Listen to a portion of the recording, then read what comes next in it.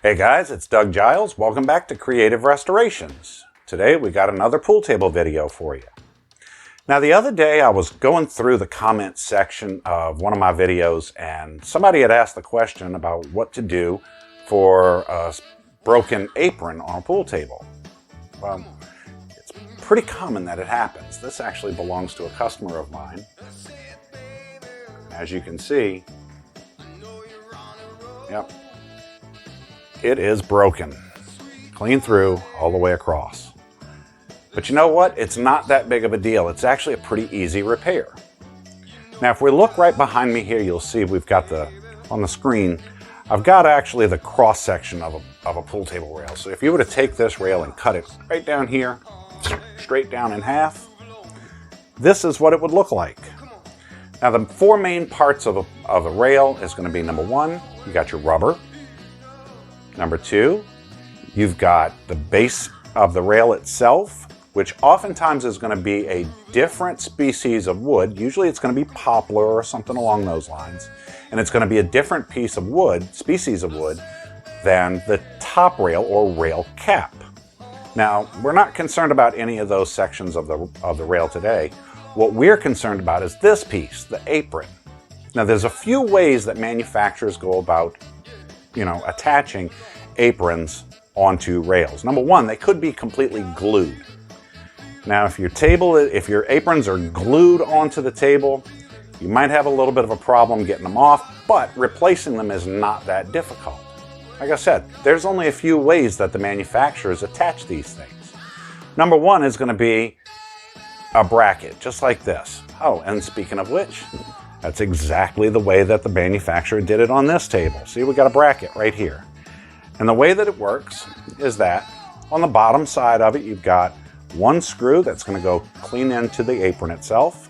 And then at the top, you're going to have one screw that's going to hold the bracket into the rail. Okay? It's really simple. Now, you may want to do that. You may want to go that route if you have that option available to you. Another way that manufacturers will do it is they'll use an L bracket right in here. Again, all of these things are pretty easily found at your local home center. Using an L bracket, what you would do is you would take and screw it into the side of the apron and then screw it up into the frame of the slate. Okay? Again, really, really simple. Another way to do it, and this is pretty much the cheapest way that manufacturers will go about doing it. Excuse me, I'm going to set this off to the side for a moment. This is usually the cheapest way that manufacturers will do it.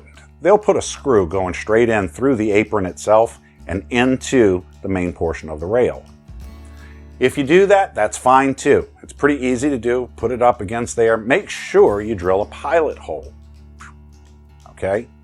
Now, on a repair like this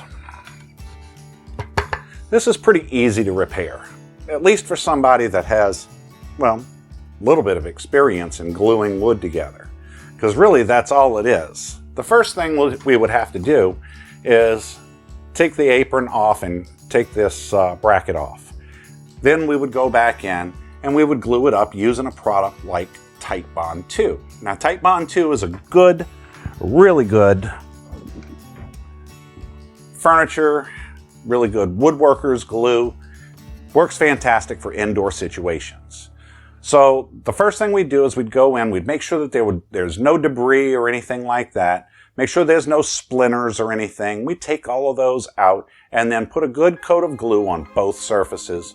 Put them together and kind of rub them and make them seat. You can actually feel when the fibers of the wood meet and go back to the positions that they were in to begin with.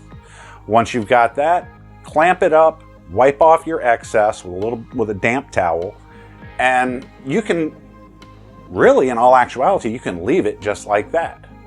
But if you want to take it a step further, what you would do is you'd let that glue dry completely and then sand it out. And don't worry about breaking through the finish or anything like that. You just sand the whole thing out right there along that crack. And then you would use a product like this. This is Mohawk Blendal powders. Now, Blendal powders are used all throughout the world in every single furniture restoration shop.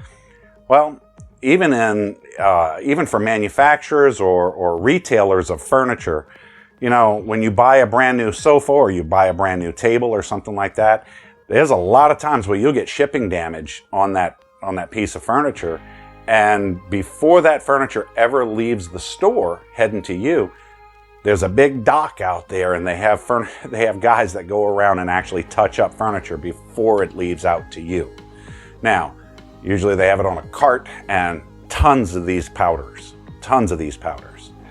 Now, if you decide you want to go this route, I would strongly suggest watch a lot of YouTube videos.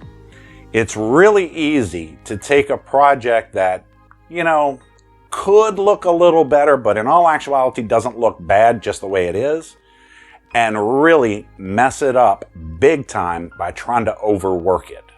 And it's really easy to do that with these colors. If you're not familiar with color theory, if you're not familiar with blending colors and matching colors, you may want to stay away from this and, you know, just leave the repair the way it is by gluing it up. This is for advanced people, okay? If you're going to use these powders, you're definitely going to want to use some sanding sealer, and I would, again, recommend Mohawk. But if you can't get your hands on Mohawk, you can go over to your local home center and you can get Deft. Now, Deft is sold by both Home Depot and Lowe's, and it comes in sanding sealer, and they also make lacquer. Now, this is nitrocellulose lacquer. Really great stuff, fast drying. I kind of like the smell of it, but I got to tell you, there's a lot of people out there that can't stand the smell of lacquer. It gives them a violent, sickly reaction. So use with caution. Now, speaking about home centers, what do you do if you don't feel comfortable with, you know, the advanced method, or you've got one of the aprons is missing? What do? Again, really simple. Go over to Home Depot and you're looking for baseboard. Baseboard is cheap, okay? It usually comes in 3-4 inch. The piece I happen to have here is 4.5 inch, and this is painted white. They usually prime it in white, but you can get it in natural wood, just plain wood. And if you're wanting to stain it out and everything, I would obviously recommend that you go ahead and get regular, straight up wood, unprimed, okay? But if you don't even feel comfortable with that, why bother trying to match up colors and stains and everything? Just go with a contrasting color. Now, you don't necessarily have to use baseboard. You can also use door casing, door and window casing.